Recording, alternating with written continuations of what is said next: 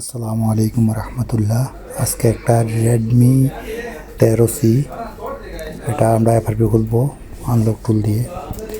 তো দেখেন, আমরা প্রথমে আনলক টুল ওপেন করব, তারপরে আমরা সবই সিলেক্ট করব। দেখতে থাকুন। ভিডিওটা যদি ভালো লাগে, আপনার যদি উপকারে আসে, অবশ্যই লাইক কমেন্ট করবেন, শেয়ার করে দিবেন অন্যকে দেখার জন্য। দেখেন, আমরা আনলক টুল ওপেন করে ফেললাম। এখন আমরা এমআইতে যাব। এমআইতে যাওয়ার পরে আমরা সিকিউরিটিতে যাব। সিকিউরিটি যাওয়ার পরে আমরা মডেলটা সিলেক্ট করব, রেডমি 13C। দেখেন, সিলেক্ট করে নিলাম।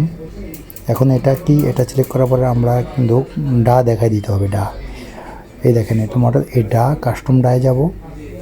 কাস্টম ডায় যাওয়ার পরে কাস্টম ডা দেব। তার নিচে এসে আমরা দেব রেডমি 13C। ওই মডেলটা সিলেক্ট করে দিতে হবে, না হলে কাজ হবে না। এই মডেলটা আমরা সিলেক্ট করে দিলাম। সিলেক্ট করে দেখেন, মডেলটা এই সিলেক্ট করে দিলাম। এখন আমরা এফআরপিতে ক্লিক করব এবং ভলিউম মাইনাস প্লাস একসাথে ক্লিক করে ইউএসবিটা দেব।